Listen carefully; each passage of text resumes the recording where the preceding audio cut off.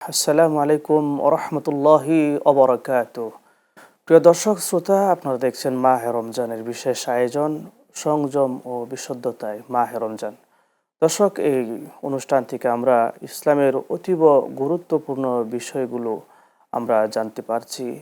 আজকে আমাদের স্টুডিওতে আমন্ত্রিত মেহমান হিসেবে উপস্থিত হয়েছেন দেশের খ্যাতনামা ইসলামিক আলোচক গবেষক মুফতি আবুল হাজ্জাজ জুবাইর। আসসালামু আলাইকুম রহমতুল্লাহ। ওয়ালাইকুম আসসালাম রহমতুল্লাহি ওবরাকাতু। মুহতারাম, কেমন আছেন? আলহামদুলিল্লাহ, অনেক ভালো আছি।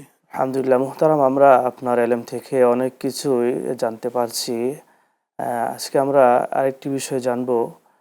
বিষয়টি হচ্ছে আল্লাহ নবী সাল্লাল্লাহু আলাইহি সাল্লাম তারাবির নামাজ পড়েছেন এবং কিয়ামুল লাইল করেছেন।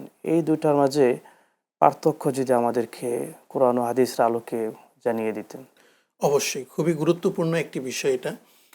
আমরা অনেকেই বিষয়টাকে পরিপূর্ণভাবে জানি না বা বুঝি না, যেটার কারণে অনেক সময় ভুল করে থাকি। তো এটা জানা খুব গুরুত্বপূর্ণ। কিয়ামুল লাইল কি জিনিস, তারাবির নামাজ কি জিনিস।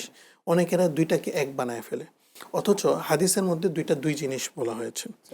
তো তারাবির নামাজের নামটা কিন্তু তারাবি হিসেবে ছিল না, ওইটা হচ্ছে কিয়ামে রমাদান। মানে হাদিস শাস্ত্রের মধ্যে দুইটা নাম, কিয়ামে রমাদান আর একটা হচ্ছে কিয়ামে লাইল। যেটা তারাবি বলছি, এটাকে হাদিস শাস্ত্রের কিতাবের মধ্যে এটাকে দেওয়া হয়েছে কিয়ামে রমাদান, রমজান মাসের নামাজ স্পেশাল। আর কিয়ামে লাইল এটা হচ্ছে তাহাজ্জুদের নামাজ আমরা যেটা বলে থাকি, আচ্ছা, যেটা আমরা এটা পুরা মাস পুরা বছরই আছে, প্রত্যেক মাসে আমরা প্রত্যেক রাত্রিতেই পড়তে পারি। যেহেতু এটা প্রত্যেক রাত্রির ইবাদত, এই জন্য এটাকে বলা হয়েছে কিয়ামে লাইল।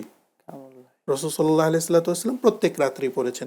যেমন রসুল সাল্লাহ আলহিহাস্লামের এই কিয়ামে লাইলের ব্যাপারে হযরত আয়েশা রাদিয়াল্লাহু তাআলা আনহাকে জিজ্ঞাসা করেছেন যে রসুল সাল্লাল্লাহু আলাইহি ওয়াসাল্লাম কিয়ামে লাইল কেমন ছিল, অর্থাৎ তাহাজ্জুদের নামাজটা কীরকম ছিল।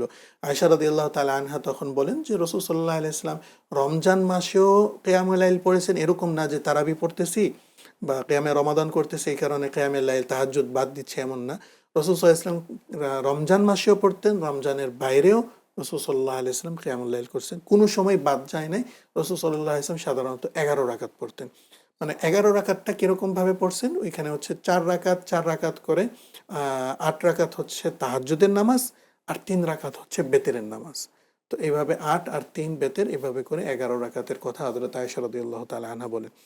তো এই বেতেরের নামাজটা হচ্ছে 3 রাকাত, এটা আলাদা একটা নামাজ। কিয়ামে লাইল তাহাজ্জুদ এটা হচ্ছে আবার 8 রাকাত, আবার 12 রাকাতও পড়া যায়। এটা নফল, যেহেতু এটা নফলের মধ্যে মানে লিমিট নাই, নফল আমরা যত বেশি চাই পড়তে পারি, আপনি নফল অনেক বেশিও পড়তে পারেন। যেই আমলগুলো আল্লাহ তাআলা মানে উৎসাহিত করছে সেটা কোনো লিমিট থাকে না। যেমন জিকির করতে উৎসাহিত করা হয়েছে, এটা এখন কোনো লিমিট নাই যে ভাই 100 বারের বেশি জিকির করলে বিদআত হয়ে যাবে, এমন কোনো কিছু না। যেমন ইস্তেগফার করাকে উৎসাহিত করা হয়েছে যে তোমরা ইস্তেগফার করো, বেশি বেশি ওয়াস্তাগফিরু রাব্বাকুম সুম্মা তুবু ইলাইহি, তোমরা তওবা করো, ইস্তেগফার করো, উৎসাহিত করা হয়েছে। তো এইটার কোনো লিমিট নাই। কিন্তু রসুল সাল্লাল্লাহু আলাইহি ওয়াসাল্লামের হাদিসে আসছে আমি আল্লাহর রসুল 70 বার পর্যন্ত ইস্তেগফার করি ডেইলি। সুবহানাল্লাহ। আমি আল্লাহর রসুল 100 বার পর্যন্ত ইস্তেগফার করি ডেইলি। আল্লাহ রসুলের থেকে 70-100 বারের কথা আসছে। এখন কেউ যদি বলে না 100-র বেশি পড়া যাবে না ইস্তেগফার, এটা ভুল কথা। কেননা এটাতে উৎসাহিত করা হয়েছে। নবী একটা লিমিট দিয়ে যান নাই যে এটা এরকম। রাসূল সাল্লাল্লাহু আলাইহি ওয়াসাল্লাম একটা মিনিমাম আইডিয়া দিয়ে গেছেন, তোমরা 100 বার মিনিমাম করো। কেননা আমি আল্লাহর রসুল, আল্লাহ তাআলা আমাকে ব্যাপারে বলছে যে গুফিরা লাকা মা তাকাদ্দামা মিন যামবিকা ওয়া মা তাআখার, তোমার পূর্বের পিছনে সব কিছু মাফ। তারপরেও আল্লাহ রসুল সাল্লাল্লাহু আলাইহি ওয়াসাল্লাম যেহেতু 100 বার পর্যন্ত ইস্তেগফার করতেছে প্রতিদিন, তোমরাও মিনিমাম 100 বার করো, এটা উম্মতকে শিখাচ্ছে। তো এটা অর্থ এটা না যে 100-র বেশি করা যাবে না। তো 100-র বেশি যতবার ইচ্ছা ইস্তেগফার করুন। এটা এক হাদিসের মধ্যে তো আল্লাহ রসুল এইভাবে বলেছেন, মান লাজিমাল ইস্তেগফার, যে সবসময় ইস্তেগফারকে ধরে রাখবে এবং বেশি বেশি ইস্তেগফার করবে, তো আল্লাহ তাআলা জাআলাল্লাহু লাহু মিন কুল্লি হাম্মিন ফারাজা, তার সমস্ত পেরেশানি আল্লাহ দূর করে দিবে। সুবহানাল্লাহ। মিন কুল্লি দিকিন মাখরাজা, যেখানে তার সামনে রাস্তা বন্ধ হয়ে গেছে সেখান থেকে রাস্তা খুলে দিবে। সুবহানাল্লাহ। ওয়ারযুকহু মিন হাইসু লা ইয়াহতাসিব, এমন জায়গা থেকে রিজিক দিবে যেটার সে চিন্তা কল্পনাও করতে পারেনি। সুবহানাল্লাহ। তো এটা হচ্ছে লিমিট ছাড়া যে কোনো সময়। তাহাজ্জুদের নামাজের জন্য কোনো লিমিট নাই। তো যেটাতে উৎসাহিত করা হয়েছে ওইটার লিমিট নাই। আর বাকি হয়েছে কিয়ামে রমাদান, এটা হচ্ছে তারাবির নামাজ। এই নামাজকে তারাবির নাম দিয়েছেন আলী রাদিয়াল্লাহু তাআলা আনহু। মানে রাসূল সাল্লাল্লাহু আলাইহি ওয়াসাল্লাম নিজে নাম দেননি, সাহাবারা দিছে। পরবর্তীতে আমরা পারিভাষিক হিসেবে নামাজগুলো যেন পার্থক্য থাকে সেই হিসেবে আমরা এটাকে তারাবি বলি। ৩ রাকাত যে নামাজটা এটাকে বেতের বলি, আর ৮ রাকাত নামাজ যেটা এটাকে তাহাজ্জুদ বলে থাকি। সম্মানিত দর্শক শ্রোতা, ফিরে এলাম বিরতির পর। এতক্ষণ আমাদের সঙ্গে থাকার জন্য আপনাদেরকে মোবারকবাদ জানাচ্ছি। আমরা আপনার কাছ থেকে খুবই সুন্দর আলোচনা শুনছিলাম। আপনি আমাদেরকে আরও বিস্তারিতভাবে যদি জানান। জাযাকুমুল্লাহ খাইর। তো আমরা আলোচনা করছিলাম যে তারাবির নামাজ একটা নামাজ, তাহাজ্জুদের নামাজ একটা নামাজ, আর বিতরের নামাজ আরেকটা নামাজ, মানে তিন নামাজ। অনেক সময় আমরা না বুঝার কারণে তিনটাকে হয়তো এক মিলায় ফেলি, গুলায় ফেলি আর কি, মিলায় ফেলি। তো কিভাবে পার্থক্য হয়েছে আপনি কিতাবের মধ্যে যদি দেখেন, হাদিসের সব কিতাবের মধ্যে তাহাজ্জুদকে বলা হয়েছে কিয়ামে লাইল, এবং এই শিরোনামে তাহাজ্জুদের নামাজের কথাগুলো আলোচনা আসছে হাদিস। আর তারাবির জন্য আলাদা শিরোনাম করা হয়েছে, সেটা হচ্ছে কিয়ামে রমাদান, ওইটা হচ্ছে তারাবির নামাজকে। এখন তারাবির নামাজ যেটা আছে সেটা হচ্ছে রাসূল সাল্লাল্লাহু আলাইহি ওয়াসাল্লাম শুধু রমজান মাসের স্পেশাল এটা, আর তাহাজ্জুদ বেতের এই দুইটা তো সারা বছরই আছে। তারাবিটা হচ্ছে রমজানের স্পেশাল। এখন রাসূল সাল্লাল্লাহু আলাইহি সাল্লাম এটা কিন্তু ২০ রাকাত পড়েছেন, কিন্তু ৩ রাত্রি পড়েছেন। চতুর্থ রাত্রিতে আসছিলেন সাহাবারা, কিন্তু পড়েন নাই। আমরা কেন এটা পড়ি? সাহাবারা এটা করেছেন। সাহাবারা দেখেছেন যে শুরু থেকে শেষ পর্যন্ত পুরা মাসটাই আমরা পড়ব।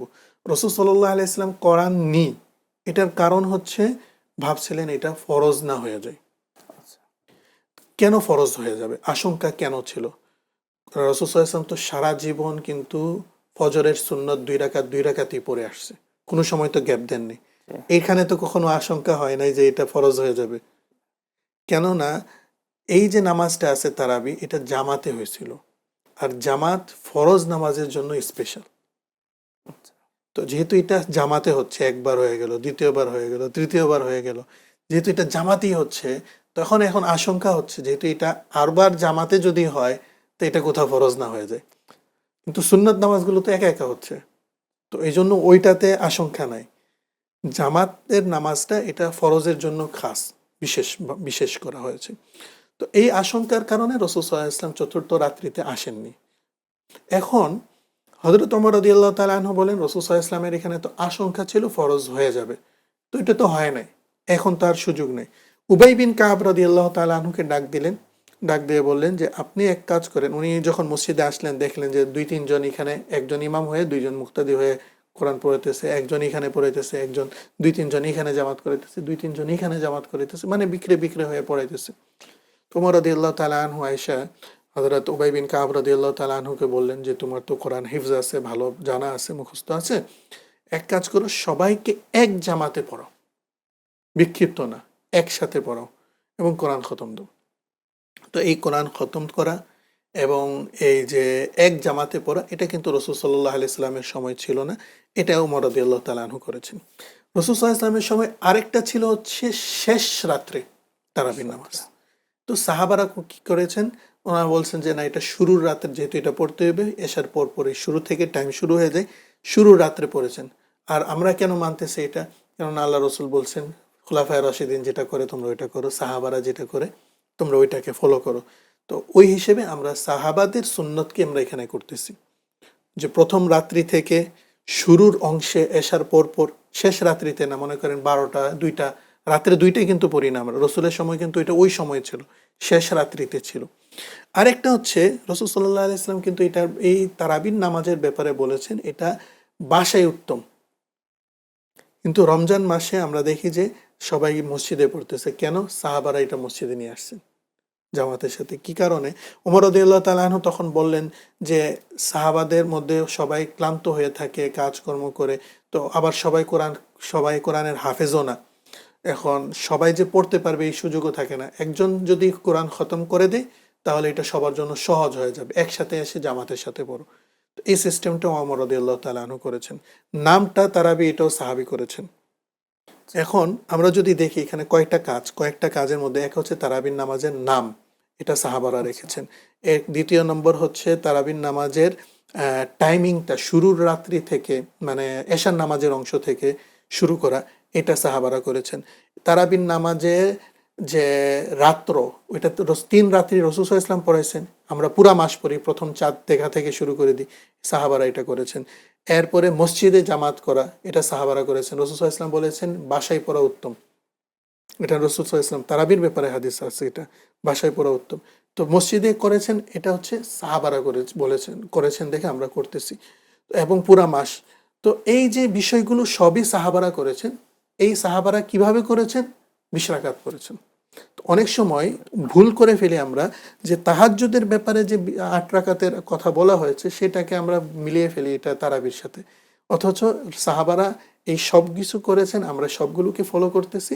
20 রাকাতও সাহাবারাই করেছেন। তো এটাকে আমাদের ফলো করা উচিত, ইহতেমামের সাথে করা উচিত, কেননা সমস্ত গুনাহ মাফের ওয়াদা আল্লাহ তাআলা করেছেন। আলহামদুলিল্লাহ, মাশাআল্লাহ। আমরা আপনার কাছ থেকে হ্যাঁ, তারাবির নামাজ এবং কিয়ামুল লাইল সম্পর্কে খুব সুন্দর আলোচনা শুনেছি। আল্লাহ রাব্বুল আলামিন যেন আপনার এই আলোচনার উপর আমাদের সকলকে আমল করার তৌফিক দান করেন।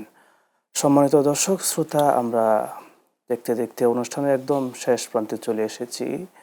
আমরা আপনাদের সাথে রয়েছিলাম এতক্ষণ। আশা করি আপনারা আমাদের জন্য দোয়া করবেন, আমরা যেন সুন্দর আলোচনা আপনাদেরকে উপহার দিতে পারি।